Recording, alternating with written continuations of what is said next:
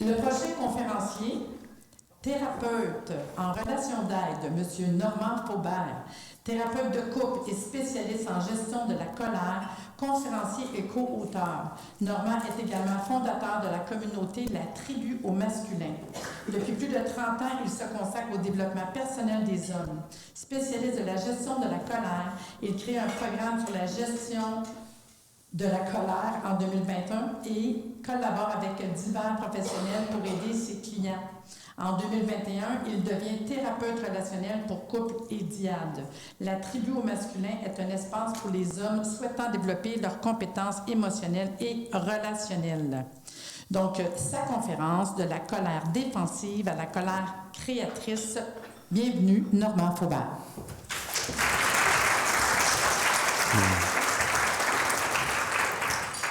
Merci Marie-Lise. Je vais pouvoir passer quelques slides sur ma présentation. Je remercie l'association Rhythma de m'avoir invité à venir vous présenter cette conférence sur la colère. Passionné par les relations humaines et ce sujet-là depuis plusieurs années. Merci Marie-Lise pour l'organisation. Beaucoup de sécurité dans l'organisation. Ça m'a fait vraiment plaisir de travailler avec toi par rapport à ça. Donc, il faut juste que je m'habitue avec les... je ne suis pas obligé de pointer. Non, parfait. Donc, en fait, c'est ça. Qui suis-je? Je suis thérapeute en relation d'aide depuis 2012. Comme le disait si bien Marie-Lise, je me spécialise en gestion de la colère depuis 2014. Puis souvent, les gens me demandent pourquoi tu travailles avec ça? Pourquoi tu travailles avec la colère? Hein? C'est pas évident travailler avec la colère, avec cette émotion-là. Puis je voulais ouvrir une parenthèse par rapport à ça pour vous amener un petit peu dans mon univers personnel. Moi, je viens d'un milieu où il y avait beaucoup de violence physique étant jeune. J'avais un père alcoolique, une mère qui était soumise. Donc, j'ai été victime de violence physique, violence psychologique. Et à l'âge de 12 ans, en fait, moi, j'ai commencé à retourner la colère contre moi dans l'autodestruction. Donc, j'ai commencé à consommer des drogues. Donc, vous voyez, la colère destructrice, c'est pour ça que j'en parle. Je l'ai tournée contre moi pendant 15 ans. Donc, j'ai commencé avec des drogues douces, mais pour finir sur le crack à 26 ans.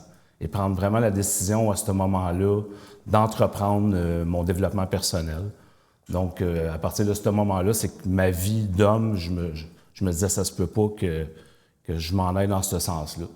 Puis j'ai eu des relations amoureuses aussi où j'ai été victime de violence conjugale. Moi, j'avais un fonctionnement en relation qui faisait que je me soumettais. Pareil comme ma mère. Ma mère avait ce fonctionnement-là, c'est ce que j'avais vu, puis moi, je m'écrasais comme enfant. Fait que dans mes relations affectives, ça a aussi pris place. Quand j'ai pris conscience de ça, je me suis dit, puis surtout quand j'ai récupéré tout le pouvoir de l'affirmation, bien, ça a fait, non, faut que je travaille avec ça. Ça donnait un sens pour moi au fait que je travaillais avec la colère.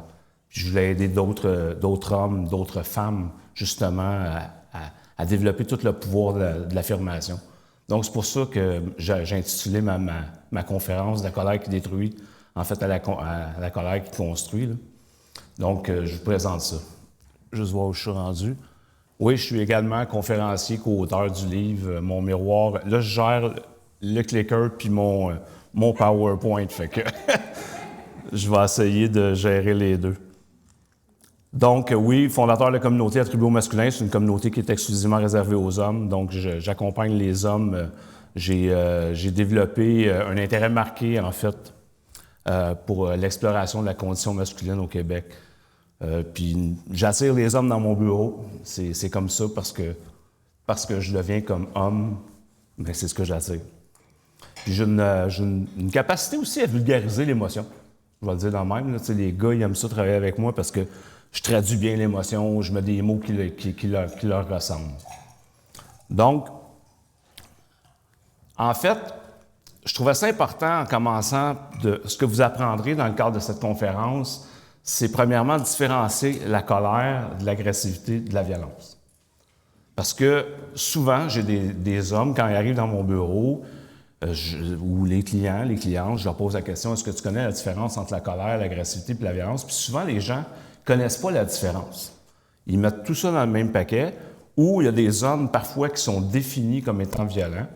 Là, ils arrivent dans mon bureau, ils me disent « Ah ouais, là, ma femme m'a dit que j'étais violent. » Là, je leur dis « Ah ouais, puis ça se manifeste comment pour toi, cette violence-là, tu sais? » Puis là, ils me disent « Ah, je lève le ton. » Là, je leur dis « Non, non, non, on va replacer des affaires. » Si on parle de colère affirmative, tu sais, tu brises-tu des objets, tu frappes-tu tes enfants, Ils me disent « Non, non, c'est juste que je lève le ton. » Puis moi, ben, tu sais, j'aurais pas besoin de micro aujourd'hui probablement parce que j'ai mon ton de voix, hein, on est des gars, puis dans mon ton de voix, ben, on augmente d'un octave. Hein. Je disais « Hey, c'est assez. » Je suis violent? Non. Je suis plus affirmatif. Mais tu sais, l'homme qui est en relation avec une femme, je donne un exemple, où cette femme-là était victime de violence conjugale, là, apporte une sensibilité dans sa vie par rapport à ça. Ça réveille une empreinte pour elle. Fait que tu sais, lui, puis on va le voir plus tard, là, c'est de l'envahissement. Hein, c'est de l'envahissement psychique où la personne est définie dans quelque chose qu'elle n'est pas. Fait que ça peut éveiller de la colère. Donc, je trouvais ça important de différencier, en fait, la colère, de l'agressivité et de la violence, puis on va voir ça tantôt. Vous apprendrez aussi à identifier les déclencheurs. La colère et la manifestation physique. Puis je vous invite tout de suite à réfléchir à vous. Comment la colère se manifeste dans votre corps? Moi, c'est les poings qui serrent. J'ai un peu la mâchoire serrée. Là. Il y a quelque chose dans mon corps qui se manifeste. Il se passe quelque chose. Là. La colère nous envoie des messages. Fait que je vous invite déjà à réfléchir comment, pour vous, la colère se manifeste. Puis ce que je souhaite, c'est que vous puissiez transformer la colère en un moteur d'affirmation positive grâce nécessairement à des stratégies concrètes, puis une méthode que j'ai appelée la méthode Check Engine, qu'on va voir ensemble. Ça fait bien rire le monde, mais tu sais, c'est une méthode, en fait, que j'ai développée, que je me suis rendu compte que quand j'ai apporté ça au gars, ah ouais, il se reconnaissait, puis là, il me disait « Je te vois dans mon auto, là. » Le check engine, il n'allume pas dans le tableau de bord, il allume ici. Là, il dit « Je te vois souvent. » Là, fait que moi, j'ai adopté cette méthode-là parce que ça faisait du sens, puis c'est pragmatique, ça me ressemble comme thérapeute. Je regarde encore où je suis rendu. Ça me rassure. Donc, j'aimerais ça que la colère devienne un atout dans votre vie. Apprendre à exprimer vos besoins, apprendre à exprimer vos limites avec clarté et respect. Que vous puissiez transformer la colère défensive en une colère qui est plus créative et constructive. Utilisez la colère, en fait, comme moteur pour répondre à vos besoins profonds. C'est vraiment ce avec quoi j'ai envie que vous repartiez aujourd'hui. Puis, je parlais tantôt de différencier la colère de l'agressivité et de la violence. J'étais à la bonne place. En fait, la colère, c'est une émotion qui est légitime. Au même titre que la joie, la surprise, le dégoût, la peine, la peur. J'ai en tête un livre de Serge et Carole Vidagraphe qui est intitulé « La colère, cette émotion mal aimée ». On juge ça. Hein? Puis on juge parce qu'on se dit « Ah, les femmes, on va le voir tantôt, on porte des masques, mais les femmes, je vais le dire comme ça, les femmes se font juger comme étant des crises de folle quand ils expriment de la colère. Les gars, c'est des hommes violents. Alors que c'est pas vrai. Fait que voyez-vous, il y a un rapport à la colère qui est jugé. Puis en fait, tu sais, l'émotion, je dis que ça signale, en fait, l'émotion signale qu'il y a un besoin insatisfait ou une limite qui a été dépassée. Je donne l'exemple, une émotion comme la colère, c'est passager. Ça ne devrait pas s'installer dans le temps comme un sentiment. Puis je donne un exemple, je traverse la rue. Je passe proche de me faire frapper par une voiture. Bien, il arrive quoi? 10 minutes après, je ne suis plus en colère. Sur le coup, je suis en colère, je crie après le gars, j'ai eu peur de me faire frapper, j'ai eu peur de mourir. Mais 10 minutes après, je veux dire, c'est plus présent. Là. C'est une émotion, donc c'est passager. En fait, l'agressivité, on est ailleurs. L'agressivité, c'est une réaction qui est défensive, en fait, qui peut être une réaction défensive, mais qui peut être aussi saine dans l'affirmation ou destructrice. Donc, l'agressivité, en fait, il peut y avoir comme des gestes d'agressivité. Dans l'attitude qui est hostile, méprisante, verbalement, par le sarcasme, par l'intimidation, par le dénigrement. Puis, tu sais, je vous donne aussi un exemple au niveau du passif agressif. On en parle peu, hein, le passif agressif, le boudage. Ça vous fait rire, hein? Il y en a-tu qui vivent ça? Le silence, l'indifférence, le rejet de l'autre. C'est des comportements passifs-agressifs, mais ça ne paraît pas. Mais ça fait autant souffrir dans la relation. Ça crée quelque chose dans la relation qui est nécessairement pas sain. Il y a quelque chose qu'on ne gère pas bien. Donc, on n'est pas dans l'affirmation, on ne gère pas bien sa colère. Donc, puis je reprends, puis tu sais, il y a tout un rapport à l'agressivité qui est généré par des pulsions également. L'hormone du stress, le cortisol, l'adrénaline. L'agressivité, là, détrompez-vous pas, il y a de la bonne agressivité. Je parle tu sais, on fait du sport, les boxeurs, les joueurs de hockey, j'ai ça comme exemple, mais quand on fait du sport, il y a une forme d'agressivité qui est éveillée, qui nous permet d'aller chercher le deuxième souffle, qui nous permet tu sais, ça peut nous amener aussi dans un état de survie. Moi, je comprends très bien que je suis dans une ruelle avec 3 mastodontes qui veulent m'attaquer, c'est ma survie, là, c'est de l'agressivité qui va arriver, là. Mais si je tombe dans une forme qui est plus agressive, qui est plus destructrice, je reprends mon exemple, je traverse la rue. Je passe pas, je vais me faire frapper. Puis là, je décide de partir après le gars. Là, je ne l'ai pas poigné encore, là. J'embarque dans mon auto. J'entretiens du ressentiment. Là, je suis en train de j'ai juste le mot en anglais, le builder, là. Il y a un build-up qui se fait en dedans de moi, là. Tu sais, il y a quelque chose que je suis en train d'entretenir. Je suis encore capable d'apaiser cette agressivité-là. L'agressivité, ça a besoin d'être apaisé. Je ne sais pas si vous avez déjà vécu un moment dans votre vie où vous avez vécu ça, de l'agressivité, puis à un moment donné, il y a un moment que ça se calme. C'est de l'apaisement. Fait que, tu sais, je suis encore capable d'arrêter ça. Parce que qu'est-ce qui arrive si j'arrive pas à bien me gérer en lien avec ça, cette agressivité-là? Bien, clairement que je vais tendre vers la violence. Je vais aller vers l'agression, puis là, je vais tendre vers la violence. Puis je vous le dis, à chaque semaine, dans mon bureau, j'ai des gens qui ont enfreint la limite de l'autre, qui sont allés trop loin. Puis ils sont allés dans cette violence-là. On en parle un peu des formes de violence. Mais là, je reprends mon exemple, puis je vais rentrer dans les formes de violence après, mais je reprends mon exemple. Colère, agressivité, puis là, je rentre dans la violence. Qu'est-ce qui arrive? C'est que le gars en auto, je vais l'arrêter, je vais le couper, puis je vais le frapper. Fait que là, je suis allé trop loin. J'enfreins la limite de l'autre. Puis, dans la violence, dans les formes de violence qu'on rencontre plus communément, hein, c'est la violence physique, la violence psychologique. On parle très peu de... Tu sais, quand on exerce une forme de violence, c'est quand on cherche à dominer, à contrôler, à exercer une forme de coercition sur la personne. Là, on est dans une forme de violence. Je vais parler un peu de la violence conjugale ensuite, mais dans les formes de violence connues, les formes sociales, on contraint la personne à voir ses amis, on contraint la personne à voir sa famille. Dans les formes de violence économique, on contraint la personne au niveau de son budget, on l'empêche d'avoir des sous. Donc ça, c'est des formes de violence. Dans la violence sexuelle, tout le rapport au viol dans sa forme la plus grave, mais le non-consentement, quand j'enfreins la limite, je ramène à ça, mais quand j'enfreins la limite de l'autre, quand je vais dans un endroit où la personne n'a pas demandé, je ne lui ai pas donné la permission, mais ça devient une forme de violence. Plus communément, aujourd'hui, ce qu'on voit, c'est de la violence virtuelle. Hein? On se cache en arrière d'un ordinateur, on envoie des noms, on traite des noms, mais c'est une forme de violence quand même.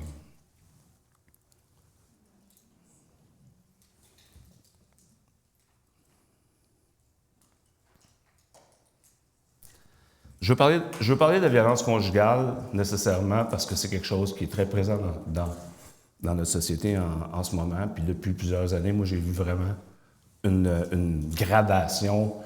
Puis je vous dirais, dans sa forme, j'ouvre une parenthèse parce que je trouve ça important d'en parler pour que vous compreniez un peu au niveau sociétal comment on a cheminé comme société par rapport à ça. Je vais prendre une gorgée d'eau.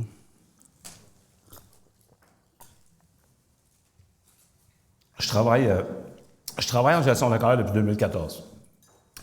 En 2014, les clients arrivaient dans mon bureau. Très rarement, tu sais, les hommes arrivaient dans mon bureau plus par des conséquences relationnelles. Donc, j'en vois encore de ça aujourd'hui. Tu sais, je fais peur à mes enfants, ma femme m'a demandé de changer. Donc, il y avait une conséquence qui amenait vers le changement. Très rare, je voyais avant 2021 des hommes arriver dans mon bureau par des ordonnances de la Cour. On ne prenait pas soin des hommes. Ce qui arrivait avant 2021, c'est qu'on disait aux hommes, tu vas payer une amende à une maison pour des femmes en difficulté, puis je vais te donner 2 ans de probation. On ne réglait pas le problème à la source. Contrairement à avant 2021, depuis 2021, ce que je vois dans mon bureau, c'est systématiquement des hommes avec des ordonnances de la Cour. Je remercie la société québécoise pour ça, parce qu'on prend soin des hommes. On prend soin des hommes en leur disant « Écoute, il y a un problème, il y a quelque chose que tu ne gères pas bien. » Puis on va le voir dans sa forme défensive, tu sais, dans le conditionnement masculin, l'homme a plus tendance à refouler ses émotions.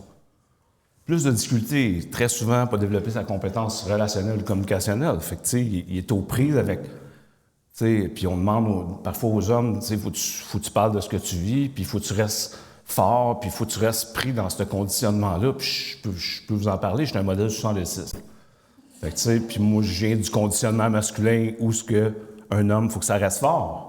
Un homme, ça ne parle pas de ses émotions. Puis, tu sais, j'en parlais tantôt avec des collègues, puis je vois ça aussi, beaucoup plus les jeunes hommes aujourd'hui qui parlent beaucoup plus de leurs émotions, arrivent à identifier beaucoup plus facilement. Mais la violence conjugale demeure encore présente. La violence conjugale, en fait, suit un cycle. Une explosion, une lune de miel où l'agresseur promet de changer jusqu'à la prochaine fois. En fait, il y a 6 facteurs. Puis, tu sais, ce que je vois aussi, c'est une dynamique qui est très souvent qui est progressive, qui repose sur 3 éléments clés. Le contrôle, l'isolement et la dévalorisation. Puis, en fait, les facteurs qui permettent d'évaluer si une situation relève de la violence conjugale, bien, c'est le degré d'intensité de l'acte. C'est la répétition ou la fréquence des comportements violents. C'est la présence d'un rapport de pouvoir entre les individus concernés. Puis, j'ouvrirai une autre parenthèse par rapport à ça, tu sais. Ce qui arrive dans un milieu familial où il y a de la violence conjugale, une loi non écrite, mais on sort l'homme du milieu familial. C'est comme ça. Parce que l'homme est plus fort. L'homme, il exerce un contrôle sur la femme qui physiquement est très souvent moins forte que l'homme. Donc, on sort systématiquement l'homme du milieu familial. Donc, la présence d'un rapport de pouvoir physique, l'inégalité dans la dynamique de force entre les parties, l'effet sur la personne qui subit la situation. Tu sais, je crie sur un cambrioleur, puis je crie sur ma grand-mère, là, elle n'a pas le même impact, là. On s'entend. Fait que, voyez-vous, là, tu sais, l'effet sur la personne qui subit. Donc, l'existence d'une intention de nuire, nécessairement.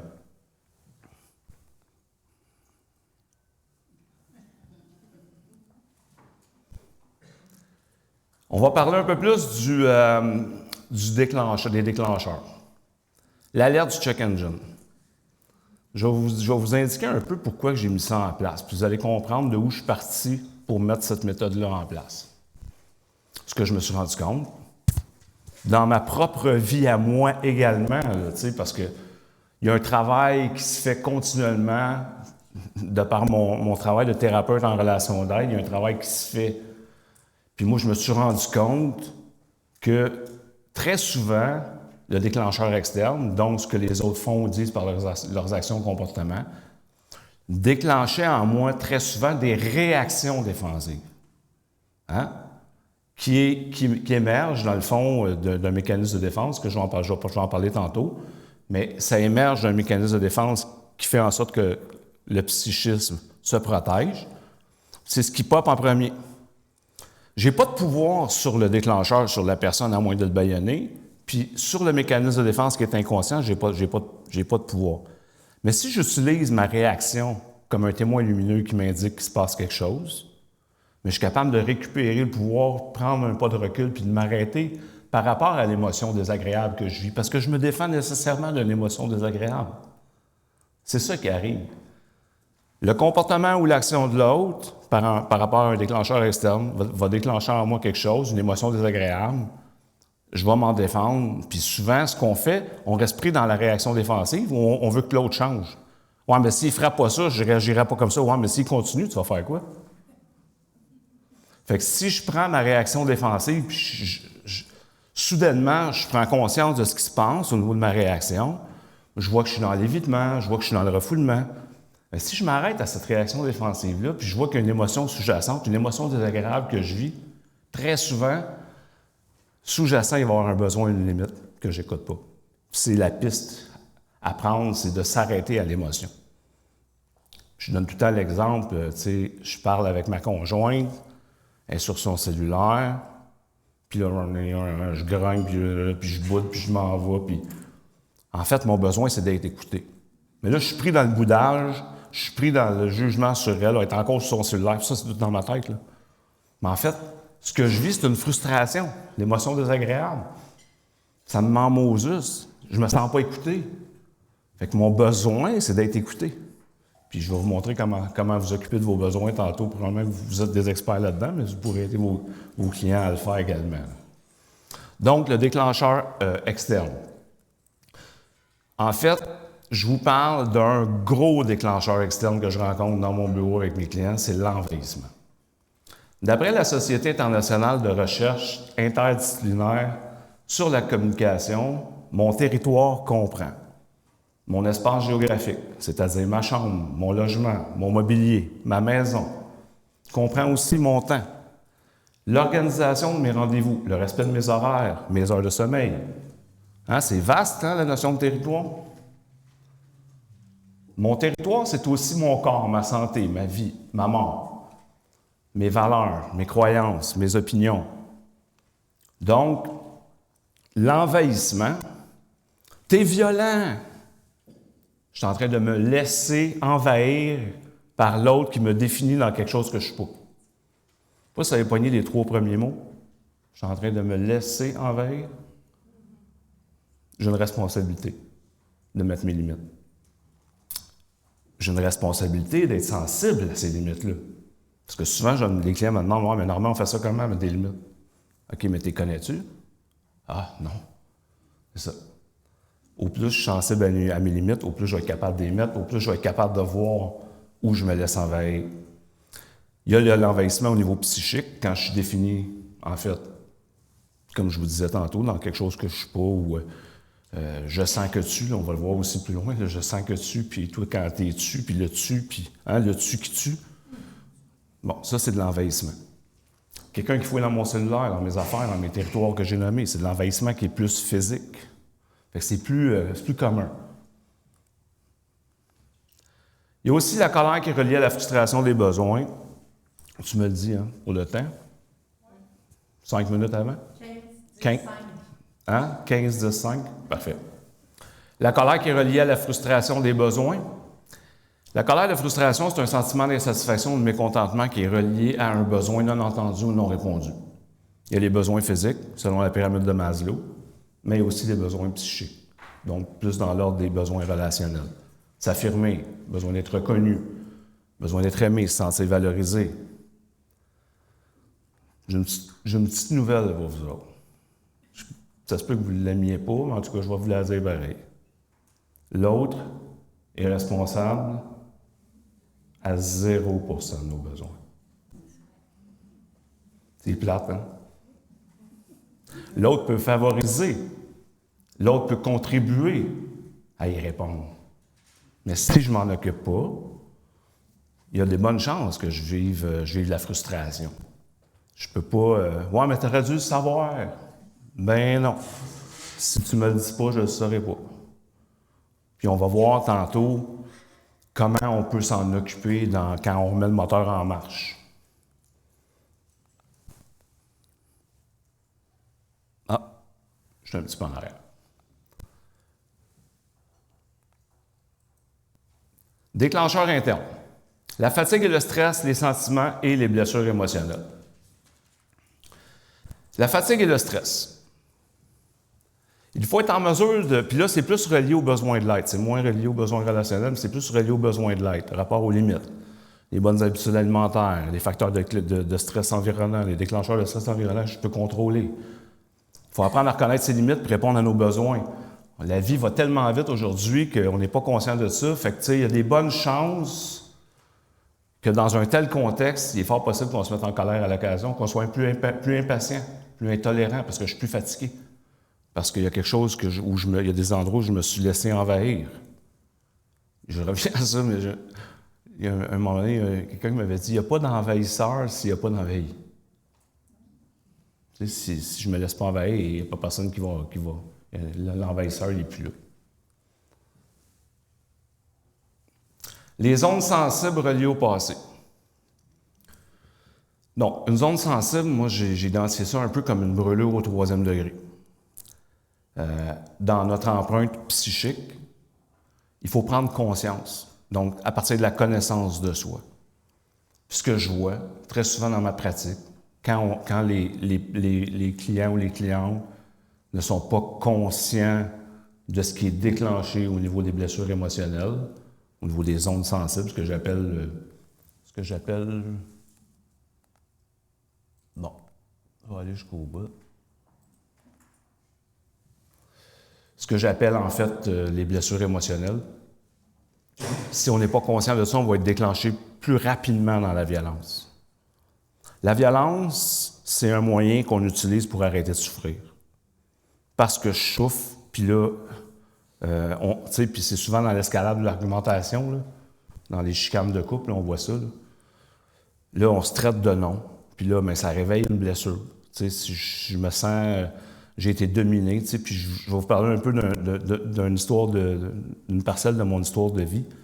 Moi, je viens de l'humiliation puis de l'intimidation en groupe. Puis on en parle beaucoup de ce temps-ci, l'intimidation dans les écoles, puis la loi, puis tout ça. Merci.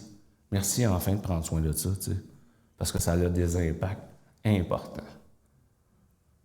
Tu sais, je pensais pas que ça me suivrait, moi, à un moment donné, dans un party d'amis, devant tout le monde, quand un de mes chums m'a fait une joke, puis que ça m'a mis en tape. Mais en fait, c'est quoi qui était réveillé? C'est ma blessure d'humiliation. C'est là, puis lui, mon chum, là, il voulait pas rire de moi, là. Mais moi, c'est l'impact, puis c'est la blessure qui ça a été réveillée, puis je me suis vu dans l'évitement, de ne pas vouloir lui parler, je suis en maudit contre lui. Fait que, tu sais, l'importance de prendre soin de ça, puis c'est pas avec un thérapeute en relation d'aide, nécessairement. Les thérapeutes en relation d'aide, moi, je suis thérapeute par l'ANDC, donc je viens de l'école de Colette Porterance. En fait, c'est que moi, je vais prendre soin des impacts relationnels. À ce moment-là, les blessures émotionnelles, il faut aller voir un psychologue. Il faut aller voir quelqu'un qui va être... Il faut aller faire souvent une psychothérapie pour aller travailler plus en profondeur au niveau de la blessure. Donc, nécessairement que les blessures émotionnelles dominantes sont reliées à 5 sentiments. Et la colère peut être éveillée en lien avec un sentiment. Je vais vous donner un exemple pour plus tard qu'hier avec un client dans mon bureau. Le client vient de se séparer. Puis c'est une relation un peu toxique où son ex-conjoint décide de mettre une limite puis de plus lui parler. Puis lui, dans son rituel au quotidien, il se parlait à tous les jours puis il comptait ses affaires tous les jours. Mais là, il n'y a plus cet espace-là. Fait qu'il fait face à de l'impuissance. Il est tellement en colère, puis il me l'exprime, tu sais, qu'il vit de la colère par rapport au sentiment d'impuissance. Diane a parlé un peu par rapport au deuil, ça peut être éveillé aussi. Tu sais, je me sens impuissant par rapport à une situation dans les phases du deuil, on vit de la colère. Fait que, tu sais, c'est pas nécessairement éveillé juste par une blessure, mais ça peut être éveillé également par un sentiment. Fait que c'est important de regarder, en fait, l'émotion sous-jacente ou le vécu sous-jacent en lien avec ça. Donc, c'est important de lire les codes d'erreur. Les réactions défensives qui sont tournées contre soi. Là, on est plus encore dans une colère qui est destructrice. Les réactions défensives, c'est le refoulement, c'est l'autodestruction, c'est la fuite. Quand j'évite les discussions, je suis rendu, je vais vous faire rire, là, mais j'ai remarqué dernièrement que je disais difficile comme François Legault. Non, non, ça va aller. Mais je disais difficile. Fait que je me force aujourd'hui pour dire éviter les discussions difficiles avec son patron par peur du conflit. Donc, c'est une réaction qui est défensive. Je suis dans l'évitement, je suis dans le refoulement. Fait que je suis en train de tourner ça contre moi. Les réactions défensives tournées contre les autres, le reproche, le mépris, le blâme, la critique.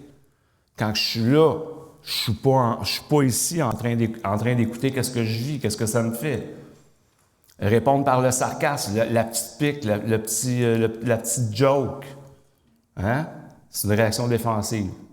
Dites-vous une chose, quand vous êtes dans l'autre en train de faire un reproche, c'est que vous n'êtes pas dans vous en train d'écouter ce qui se passe en vous. Les masques émotionnels.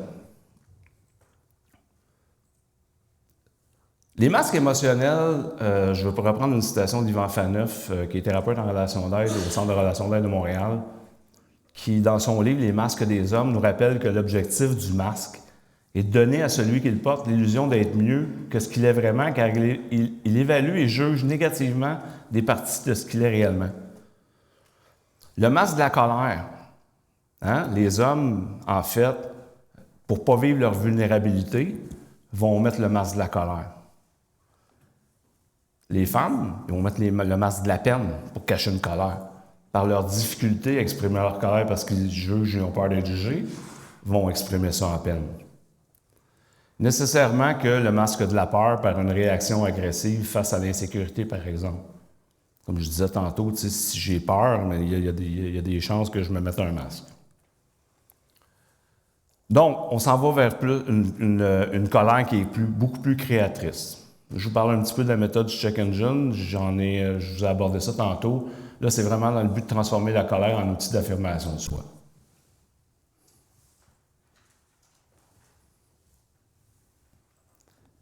Dans le fond, j'ai pris l'exemple du pas correct. Ça vous est déjà arrivé, il y en a-tu dans la salle, ça lui est déjà arrivé de ne pas se sentir correct, tu sais? Ouais, OK. Tu sais, tout de suite, là, l'autre me dit quelque chose, puis je me sens pas correct. La culpabilité. J'ai-tu fait quelque chose de mal? J'ai pris cet exemple-là parce que, je vis un peu ça. Mais en fait, c'est important de repérer le déclencheur. Moi, là, ça me fait comme tout de suite, quand je me mets à me justifier, là, je vois que je peux me sentir pas correct. Fait que j'explore la réaction défensive. Je lis les codes d'erreur. Puis j'accepte aussi que je peux être défensif. J'accepte que je peux avoir mal agi. La beauté dans tout ça aujourd'hui, c'est que j'ai la capacité de me responsabiliser, de me récupérer et de réparer en relation. Puis tu sais, je le dis, je me mets soudainement à me justifier. Pour moi, c'est une belle façon de voir. Moi, c'est mon trigger, là. Tu sais, je me mets tout de suite à me justifier. Puis je viens du conflit. Fait que, puis j'ai été en relation avec une personne où il y avait beaucoup de conflits. Moi, aussitôt qu'elle me disait, exemple, j'ai besoin de te parler. Ah, boy. Tout de suite, c'était comme bon que j'ai fait de pas correct encore, puis là, je me mettais à me justifier. Ouais, mais c'est pas. Elle n'avait rien dit, puis je me justifiais. Fait que, tu sais, pour moi, c'est une zone sensible. En fait, j'en ai parlé, mais identifier l'émotion sous-jacente, détecter la vraie cause. Derrière la culpabilité se cache très souvent la peur de ne pas avoir fait la bonne chose. Pas à bonne place. De ne pas avoir fait la bonne chose, de ne pas être correct, la peur du conflit, la peur du rejet. Donc, décoder le besoin ou la limite. Trouver ce qui manque. C'est important de trouver ce qui manque. J'ai besoin de vérifier avec toi, je me sens pas correct. J'ai rien fait de mal. Puis là, j'ai besoin de vérifier, est-ce que tu cherches à me faire sentir coupable? Bon, il y a une petite culpabilisation des fois. Je ne sais pas si ça vous est déjà arrivé, là, par là-dessus. Là. Ça se peut que ça réveille un petit peu de culpabilisation l'autre bord. Le fait que tu parles au-dessus, je suis pas bien. Parle-moi de ce que tu vis en lien avec ce que j'ai fait. Là, je vais être plus en mesure d'être sensible à toi et de t'entendre.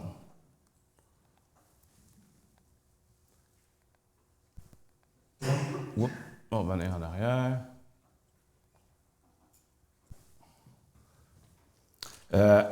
Toi, quand tu.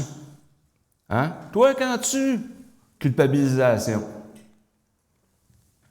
Ah, j'ai pas de vie. OK. Je sens que tu. pas s'il y en a qui ont déjà dit ça. Là, je sens que tu... Mauvaise nouvelle pour vous autres. La seule affaire que vous pouvez sentir chez l'autre, là, c'est son parfum et sa mauvaise haleine. Vous ne pouvez pas ressentir ce que l'autre vit. C'est de l'interprétation. En fait,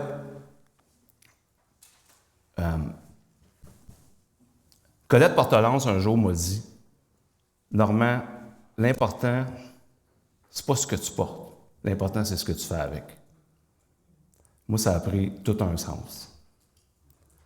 Se responsabiliser de ses besoins et de ce qu'on porte, l'autre n'est pas la cause, mais simplement le déclencheur qui fait en sorte que ça réveille quelque chose en nous. Fait qu'on a une responsabilité de s'en occuper. S'occuper de ses besoins en partant du désir. Un besoin sans désir, c'est comme un cornet de crème glacée sans boule de crème glacée. Je vais dire ça de même. En fait, les besoins que je parle, c'est des besoins relationnels. Besoin d'affirmation, besoin d'amour, besoin de se sentir aimé, besoin d'être sécurisé, besoin de sécurité, le besoin d'être reconnu ou valorisé, le besoin d'écoute, le besoin de liberté, se sentir libre dans nos relations, le besoin de créativité, le besoin de se réaliser comme personne. Donc, en partant du désir, en fait, c'est j'aimerais ça que tu... J'aimerais ça que tu poses ton cellulaire et que tu me regardes. Désir. J'exprime à l'autre mon désir. Il y a un espace là-dedans où l'autre se sent beaucoup plus libre d'y répondre ou non. Moins contraint. J'ai besoin que je crée une pression indue chez l'autre. Je le responsabilise de mon besoin. J'aimerais ça que voyez-vous, il y a plus de liberté, il y a plus de... Puis là, on travaille sur le désir. Le désir, c'est l'outil du compromis. Comme je le dis toujours, j'aimerais ça faire... Tu sais, j'ai un client qui me disait, j'ai besoin de me sentir aimé par ma femme, tu sais. OK, besoin de me sentir aimé. OK, puis si elle t'aime pas aujourd'hui, tu vas faire quoi? Bien là, je dis, qu'est-ce qu'elle va falloir qu'elle fasse pour que tu te sentes aimé? Bien là, le besoin, là, je vous dirais, plus qu'il est précis, plus qu'il y a des chances que l'autre puisse y répondre. J'ai besoin que tu me tiennes la main. J'aimerais ça que tu me tiennes la main aujourd'hui. Je me sentirais aimé par toi si tu pouvais faire ça. C'est quelque chose que tu peux faire. Aller chercher un feedback, un engagement de l'autre. Fait que là, on commence à préciser, puis l'autre voit s'il peut y répondre ou non.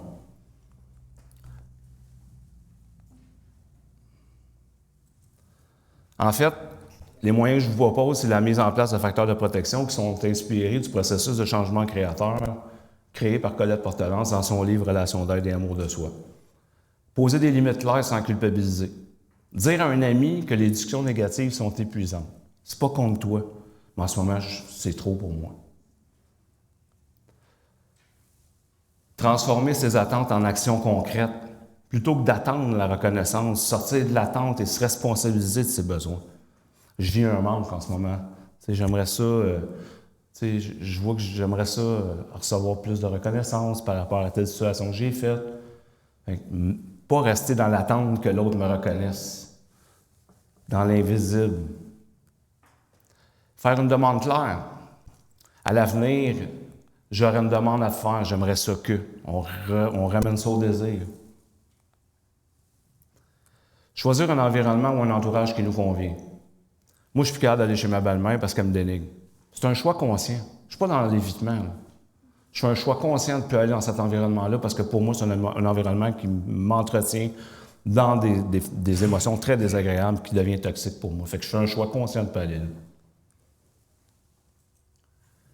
Le message clé, en fait, la colère, c'est un signal qui, quand il est bien géré, ça devient un moteur d'affirmation et de transformation. La synthèse des outils, en fait, ce que je voulais voir avec vous, c'est être capable d'observer le déclencheur, repérer la réaction défensive, identifier l'émotion qui est sous-jacente, parce que très nécessairement en lien avec le déclencheur ou la réaction défensive, une émotion sous-jacente et il y a un besoin ou une limite qui n'est pas entendue. Clarifier son besoin, le préciser en partant du désir ou exprimer sa limite. Poser une action constructive, mise en place de facteurs de protection.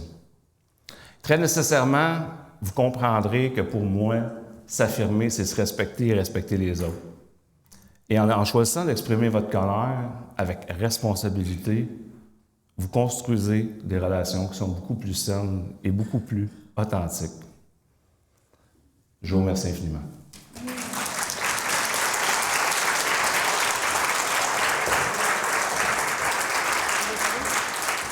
Merci. Je te laisse ton clicker. C'était vraiment intéressant. Sachez, je vois en arrière Guy et Malika, que Groupe Métriquement sont vraiment contents que vous soyez ici. Je l'ai dit ce matin, mais écoutez, on a toute une belle journée. Bonne chance. Vraiment, je suis vraiment